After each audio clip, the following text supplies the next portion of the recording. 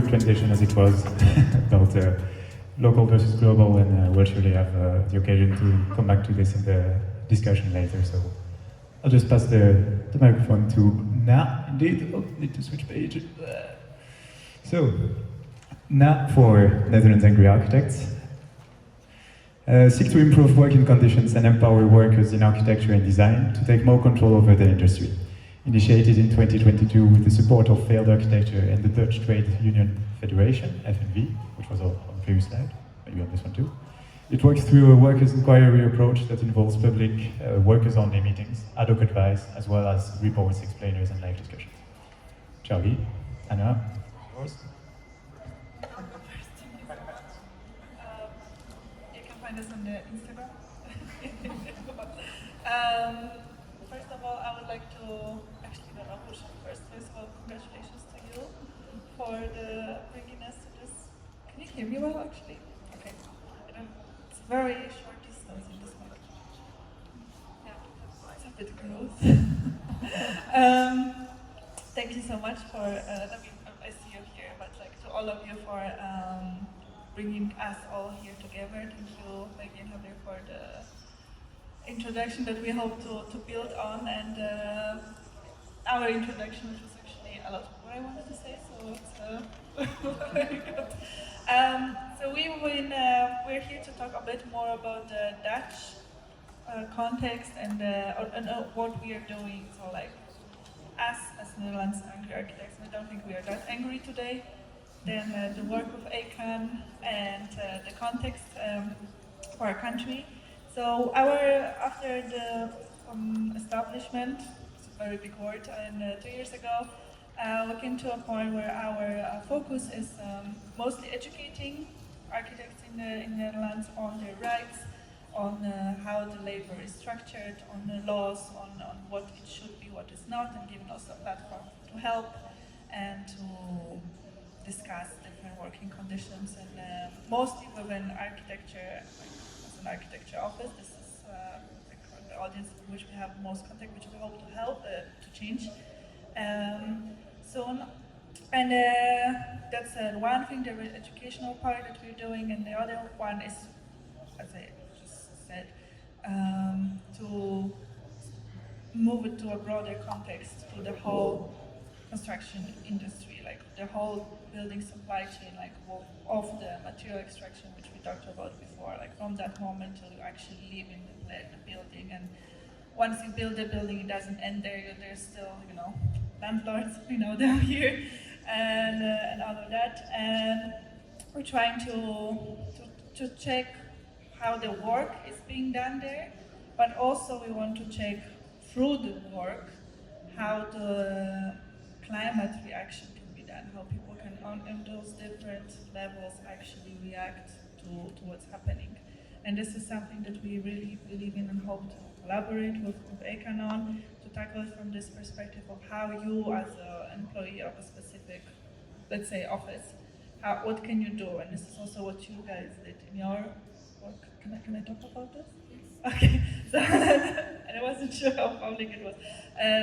To make like a little sub-organization within the office. Okay, like how can we change even very, very simple things that can escalate later, and then from the office further. This is also what I think Victoria said at the very beginning, that I wrote a note of this, but I think I remember that no company can do it by themselves, and this is also very important, and to spread it beyond, like we don't know what's happening, for example, at the construction site, who are the workers, and I think, or like what are the materials, what are the working conditions, like regardless of like very simple things, like of which we probably find particularly interesting, like what's the, how many hours you spend, like your payment and so on, like it's also what kind of materials do you interact with and how it affects people, and then further the structures they build. And I think this is very important in the Dutch context also from a perspective that we are very mixed here, and there's a lot of migrant workers on different levels with different, so we're talking about today, like different desire to actually organize and come together. For some people, this is okay, and there is a law, and for some people, this is dangerous to speak out and say, okay, I don't want to design this building there. You can imagine what that building is, and it's impossible to say this because the work needs to be done and you need to pay your rent. But also for some people it's just like on not only in the office level but on the level of just existing in this country to say no, because this can be a very like a terminal how do you call it, final decision if you stand against your boss. And we want to draw with our presence here also the attention to the importance that this is really the best thing we can do, and if not the only thing we can do, just start this very bottom level, and even below ACAN, because I mean not to diminish you anyhow, but this is already strong, this is already powerful, but also this is like I think an amazing umbrella that you have, like from all the other branches in different countries, and that you can build together and I get a lot of knowledge. But what we do in the offices, what we do to some levels also at home, is also extremely valuable, and it's in my opinion, in the only way we can solve this problem with the little steps. It might be overwhelming to stop to go and against make a mind like stop.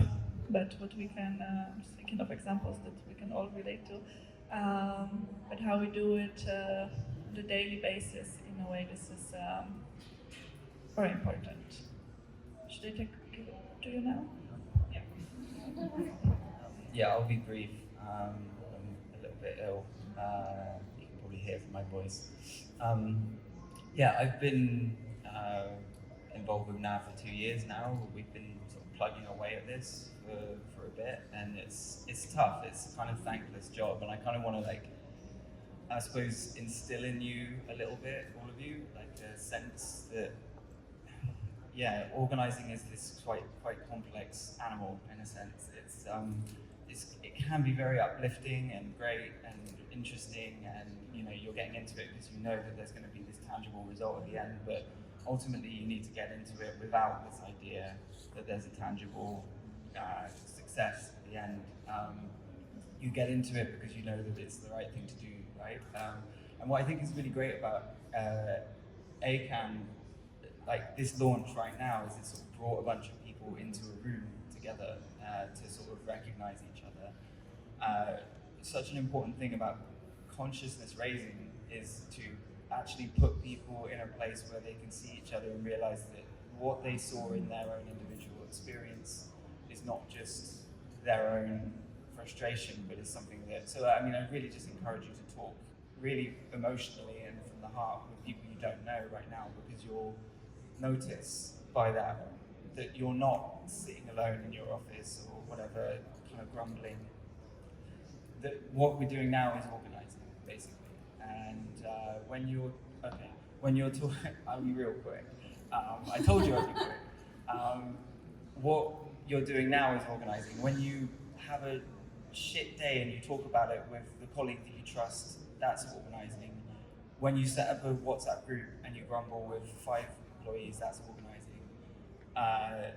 When you meet with people after work outside of architecture, but with a bunch of fellow architects from your old school, and you talk about what's going on in each of your practices and what's right and what's wrong, that's organizing. So just keep doing that, because we don't really have much other power other than to organize. There's a lot against us. The people who have all of the resources, all of the attention on the on the architectural media, the people who have the ear of politicians, they're the ones who need to be kind of fighting, and they have all of the resources, and the only thing we really have is there's more of us than there are of them. So just keep thinking about organizing and where it happens and federate those organizing situations. Link them up, link up with people, keep linking up with people who you agree with. And this is an amazing thing that's just happened. They've gathered together people above the ticket level, I think, right? Like you sold out and then people wanted to come more. It's really good, like that there's that many people in a room. You should be really proud of yourselves. And like, let's do more of it, right? Let's recognize each other. That's all I have to say.